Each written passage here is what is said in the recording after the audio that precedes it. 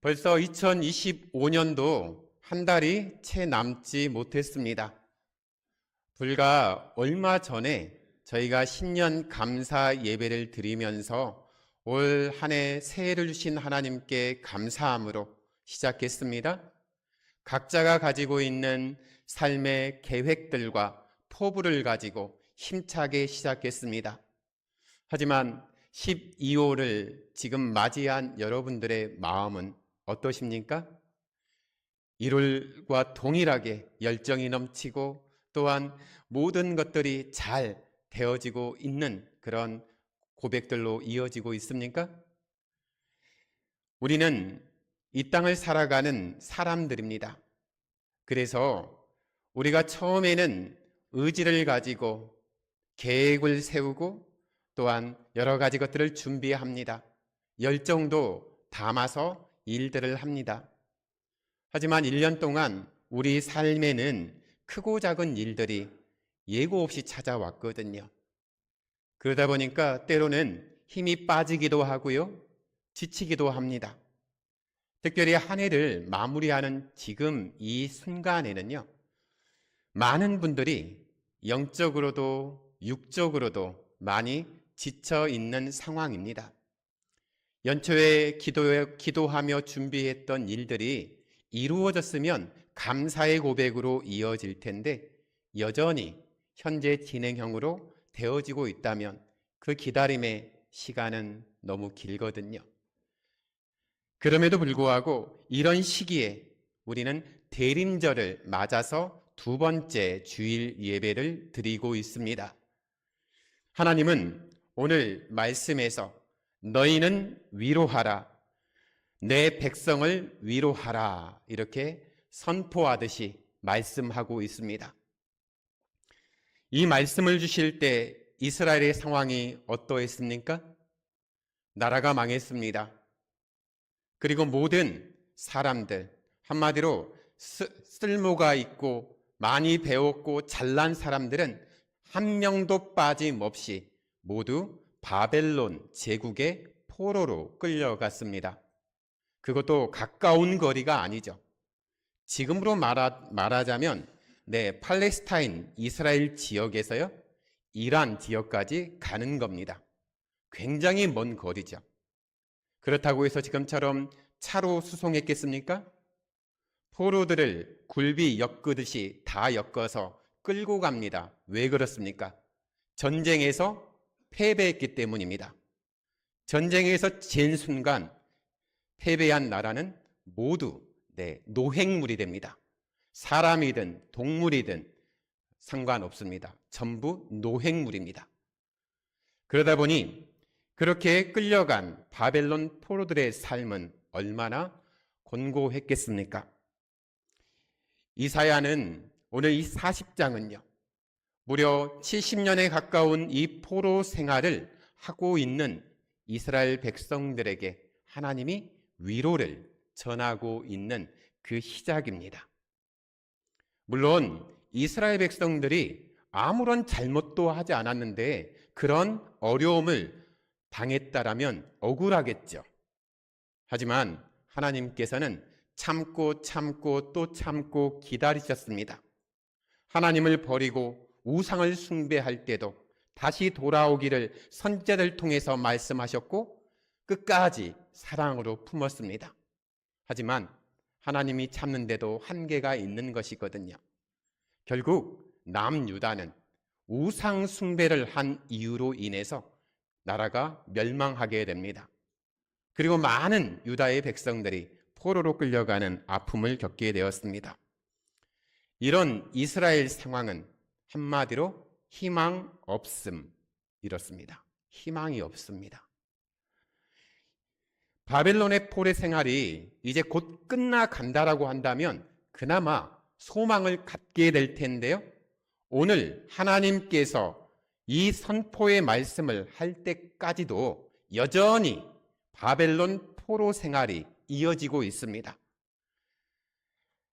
전쟁의 포로기 때문에 자유가 없는 건 당연하죠. 그리고 그들이 하는 일은 노역입니다. 힘든 노동 일을 하게 되는 것이죠.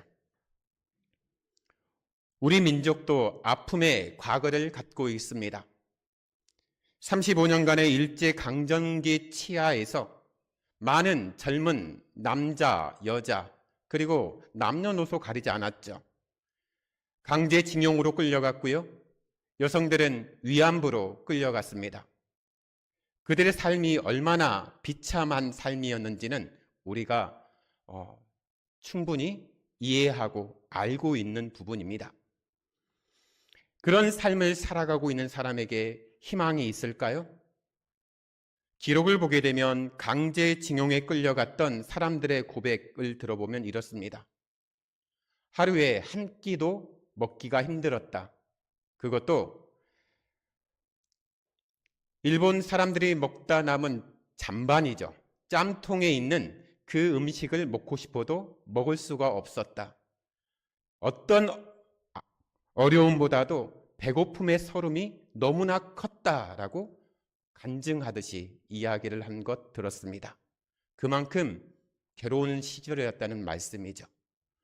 강제징용이 되었든 위안부의 처절한 삶이 되었든 전쟁에서 진 나라를 뺏긴 망국의 한을 가지고 있는 백성들이 겪게 된 삶이었습니다. 이스라엘도 마찬가지였습니다. 이스라엘의 정신적인 중심이죠. 그 예루살렘, 그리고 신앙의 중심지였던 예루살렘 성전이 회파되었습니다. 여전히 무너진 상태로 성벽도 무너지고 성문도 불탄 그 상태로 지금 남아있는 상황입니다. 심지어 자기는 그 예루살렘에 있는 것이 아니라 아주 멀리 떨어진 바벨론 제국의 곳곳에 노역을 하는 그 현장에 있었다는 겁니다. 우리가 시편 137편을 보게 되면 그 당시 바벨론 포로 생활을 하면서 하나님을 소망했던 이스라엘 백성들의 마음을 느낄 수 있습니다. 1절은 이렇게 이야기합니다. 우리가 바벨론의 여러 강변 거기에 앉아서 시온을 기억하며 울었도다. 시온은 예루살렘을 말하는 것이죠. 고향을 생각하면서 계속 눈물을 삼키는 것이죠. 그리고 현재의 상황은 너무나 비참하고 힘들고 고통스러운 것이죠. 이처럼 포로로 끌려간 백성들은 노역장에서 눈물로 하루하루의 삶을 살 수밖에 없었습니다. 절망의 어두운 터널을 지나는데 아직까지 출구가 보이지 않습니다. 혹시 여러분 차를 타고 터널 안으로 들어가게 되면 어두워지잖아요. 그리고 한참을 달리다 보게 되면 출구가 나올 때쯤 어떤 변화가 있습니까? 주변이 조금씩 환해집니다. 밖에서 들어오는 빛으로 말미암아서 출구 쪽은 점점 환해져요. 그래서 어두운 터널을 지나가다가도 주변이 환해진다 싶으면 이제 출구가 얼마 남지 않았다는 겁니다. 그리고 여전히 그때 바로 출구로 빠져나가는 것을 우리가 많이 경험합니다. 그런데 지금 이스라엘 백성들은요, 출구가 보이지 않는 터널과 같은 상황이거든요. 그 전체적인 기간은 70년입니다. 그런데 그 70년이 끝나갈 즈음에 이 위로의 선포 말씀이 주어졌습니다. 근데 여전히 사방은 칠흑같이 어둡습니다. 빛이 아예 없습니다. 이런 상황에서 무슨 말로 위로하라는 것입니까? 위로하면 위로가 됩니까? 또 무슨 말인들 마음에 와 닿겠습니까? 이미 희망을 잃어버렸고 소망을 잃어버렸고 그 삶은 비참할 대로 비참하고 거기에 더해서 고향에 대한 그 사무친 눈물이 계속 터져나오는데요. 누가 위로한다고? 기다려봐. 은혜 주실 거야. 근데 그것도 하루 이틀이죠. 70년을 그렇게 산다고 생각해 보십시오. 그러면 그 사람에게는 누가 무엇라 하든 위로가 되지 않습니다. 현실은 가깝습니다. 반면에 하나님의 말씀은 너무 멀리 떨어져 있을 때가 있습니다. 현실과 말씀이 서로 괴리감이 있다는 것이죠. 하나님의 전능하심은 믿습니다.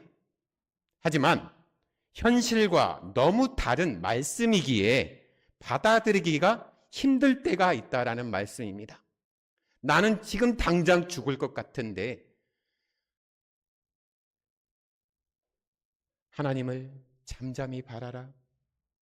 하나님을 소망하라. 그 이야기가 가슴에 와 닿겠냐고요. 바로 이럴 때 우리는 갈등을 겪게 됩니다.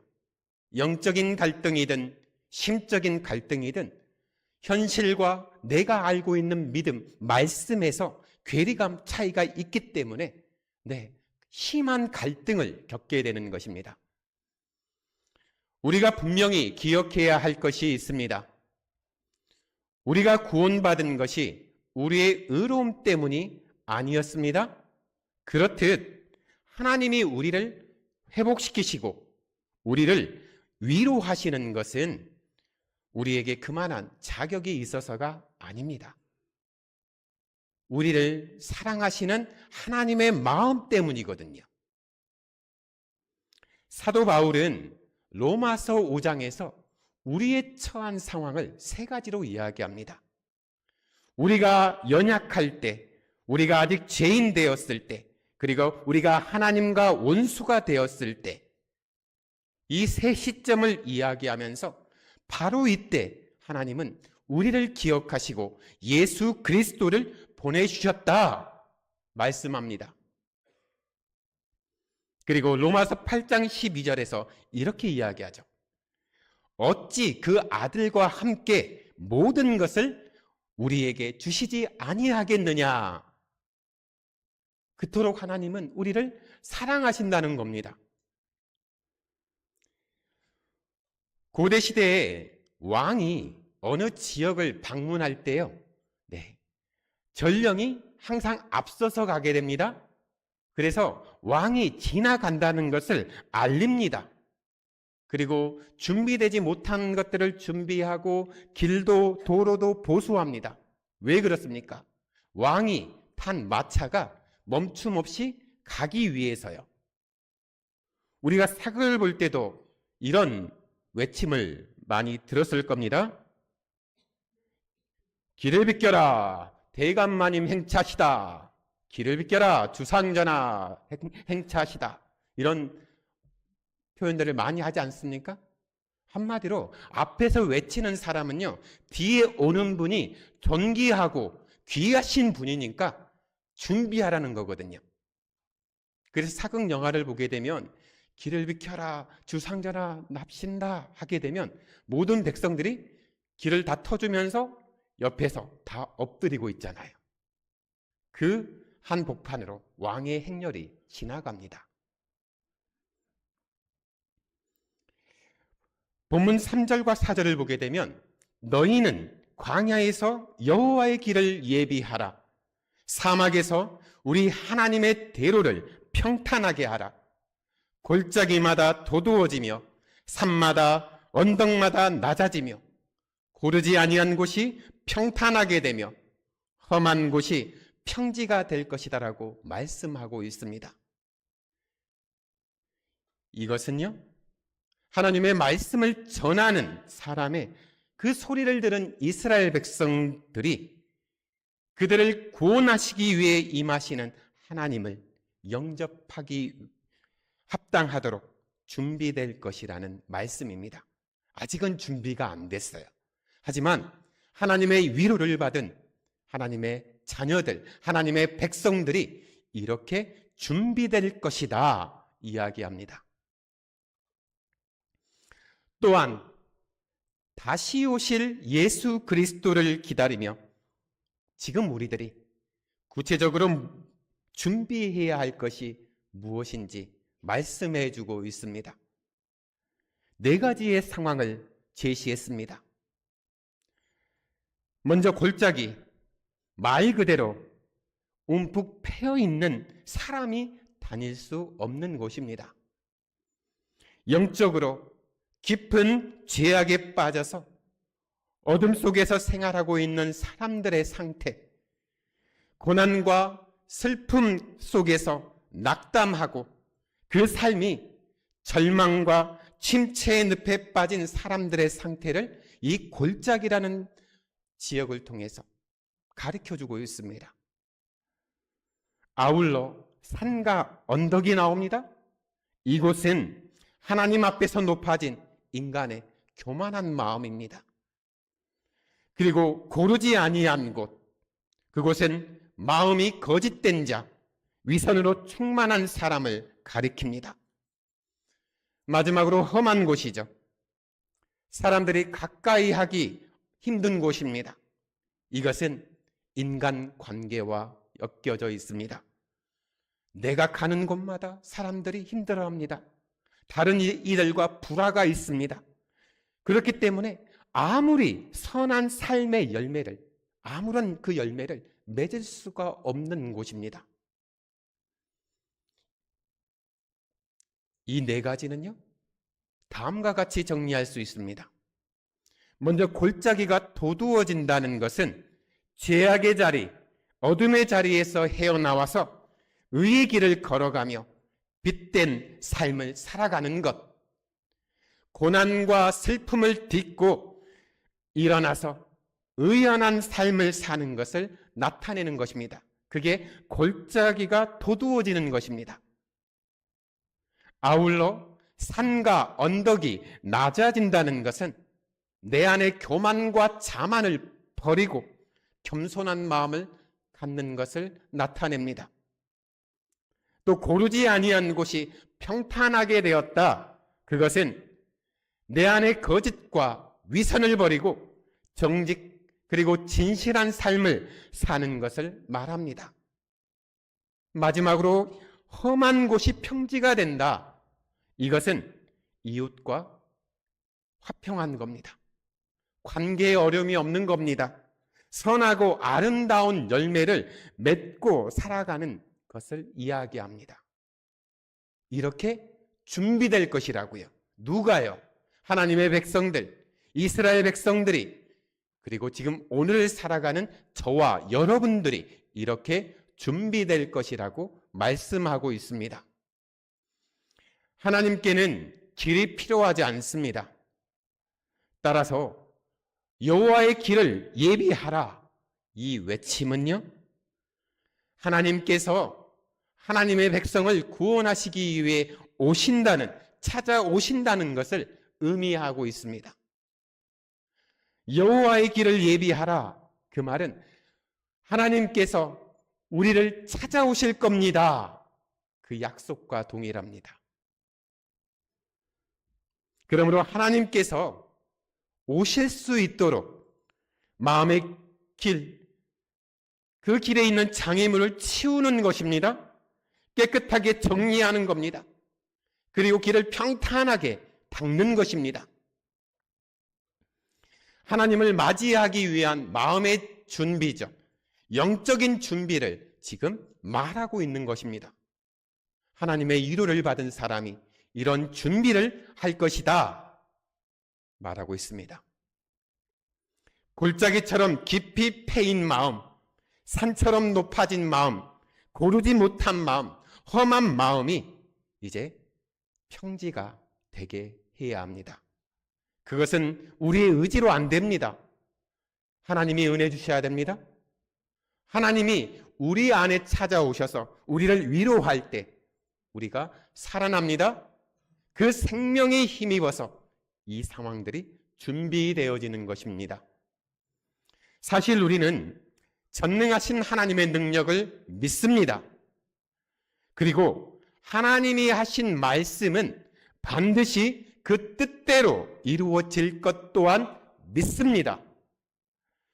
비록 지금은 힘들고 어려울지라도 하나님의 뜻, 나를 향한, 우리를 향한 하나님의 뜻은 반드시 이루어질 것을 믿습니다. 하지만 우리가 사는 세상은 힘들고 눈앞에 보여지는 상황은, 현실은 암담하기만 합니다. 직접 피부로 느껴지는 현실은 우리의 믿음을 흔들리게 합니다. 하나님의 말씀을 붙들고 용기를 내보지만 막상 내 눈앞에 찾아온 문제가, 상황이 보이는 것이 바벨론과 같은 강력한 세상의 권력입니다. 내가 마련할 수 없는 물질입니다. 그리고 어떻게 해결이 안 되는 인간관계일 수도 있습니다. 막상 그 현실이 내 앞에 찾아왔을 때 나의 믿음이 흔들릴 수 있다는 것입니다. 과연 하나님의 뜻이 이루어질까? 회의가 될 때도 있습니다. 우리는 이런 상황을 여러 번 마주하지 않았습니까? 우리가 믿음을 가지고 살아가지만 수년이 지났죠. 세월호 사건이 터졌을 때 기도한 것이 있었습니다. 하나님은 어디 계시냐고요. 우리 아이들이 이렇게 물에 무참히 수장당할 때 하나님은 어디 계셨냐고요. 그때 많은 사람들이 그렇게 기도했거든요. 정말 하나님이 살아계신다면 침몰하는 배 안에서 그 고등학교 2학년 이 여학생이 그 객실에 있는 친구들을 위해서 기도한다고 기도해주는 모습이 마지막 핸드폰 동영상에 찍혀서 그게 공유되지 않았습니까? 그 기도의 결국 그랬습니다. 하나님이 우리를 지켜준다라고요. 그럼 하나님은 그 기도 듣지 않으신 겁니까? 하나님의 말씀과 현실 사이에서 믿음은 갈대처럼 흔들립니다. 이런 우리를 위해서 하나님은 선지자에게 외치라고 말씀하십니다. 어떻게 해요? 모든 육체는 풀이요 그의 모든 아름다움은 들의 꽃과 같으니 풀은 마르고 꽃은 시드나 우리 하나님의 말씀은 영원히 서리라. 모든 인간은 풀과 같은 존재라는 것입니다. 시들어버리는 꽃과 같은 존재입니다. 풀은 자라다가 때가 되면 시들어버리는 유한한 존재에 불과합니다. 우리 인생이, 우리가 자랑하는 인생의 자랑도 그러합니다. 우리 삶은 영원하지 않습니다. 주중에 사랑하는 성도의 장례를 치렀습니다. 부모를 앞서간 자식의 죽음입니다. 세상 사람들은 이럴 때 이런 표현을 씁니다. 자식을 앞세운 부모는 평생 그 자녀를 마음에 담고 산다고요. 죽을 때까지요. 그 아픔, 그 고통을 무엇으로 우리가 표현할 수 있겠습니까? 이야기하고자 하는 것은 우리에게 태어나는 순서는 정확하게 있지만 우리가 죽는 순서는 없다라는 겁니다. 이와 더불어서 영원히 사는 사람도 없습니다. 그것을 우리가 깨달아야 합니다. 하나님은 이 땅의 삶이 영원하도록 허락하지 않으셨습니다. 그냥 부르면 가는 겁니다. 하나님이 부르시면 가는 것입니다. 사역을 하면서 장례 집례를 할 때 가장 마음이 아팠던 장례가 있습니다. 10살짜리 초등학교 3학년 남자아이의 장례였습니다. 젊은 집사님 부부의 그 첫 아이가 하나님의 부름을 받았습니다. 그 장례를 집례하는 3일 내내 가족은 말할 것도 없거니와 집례하는 저도 그리고 성도들도 펑펑 울었습니다. 장례를 끝나고 집사님 부부와 식사를 했습니다. 그때 어머니 집사님이 이렇게 이야기합니다. 목사님, 제가 너무 많이 울었어요. 그런데 기도하면서 하나님이 제게 위로하셨는데요. 하나님이 우리 아들을 너무 사랑하셨대요. 그래서 너무너무 보고 싶어서 일찍 하나님의 나라로 부르셨대요. 그렇게 소망을 찾아갔습니다. 그러면서 그 어머니 집사님의 마지막 말이 저를 울렸습니다. 목사님, 저는요 이제 매일 하늘 보면서요 우리 아들 이름 불러가며 손 흔들어요. 그러면서 아들아 잘 있지? 엄마도 잘 있어. 우리 천국에서 꼭 다시 보자. 엄마도 열심히 예수님 믿을게. 저는 그 마지막 어머니의 고백에 가슴이 뭉클해졌습니다.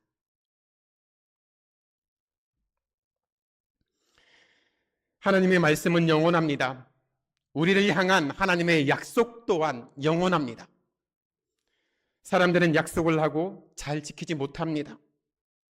그러나 하나님은 하나님이 주신 약속, 그 말씀을 바꾸시는 법이 없습니다. 마음이 변하는 적도 없습니다. 이처럼 하나님은 언약의 약속에 영원히 신실하신 하나님이십니다. 우리는 가능과 불가능을 계산합니다. 인간의 일이면 그럴 수 있습니다. 하지만 하나님 말씀 앞에서는 이건 가능하고 이 말씀은 불가능해 이렇게 구분 지을 수 없습니다. 현실적으로는 도저히 이 말씀이 이루어지지 않을 것 같아도 말씀하신 분이 누구십니까? 살아계신 하나님이십니다. 그렇기 때문에 소망이 있는 것입니다. 믿음이란 그 내용이 그 말씀의 가능성 때문에 받아들이는 것이 아니라 하나님의 말씀이기 때문에 믿는 것입니다. 그게 참된 믿음입니다. 하나님은 아무리 극심한 고난, 아무리 절망적인 상황, 처절한 그 재난 중에 있다 해도 우리를 능히 구원하실 수 있는 살아계신 하나님이십니다. 왜냐하면 하나님은 누구보다 강하십니다. 누구보다 신실하십니다. 하나님의 백성을 외면하거나 버려두시는 분이 아니십니다. 사람의 생각에 불가능이라고 단정 지을 수밖에 없는 그때라도 이젠 모든 것이 끝났다 이렇게 체념할 수밖에 없는 상황이라도 하나님은 뒤집을 수 있거든요.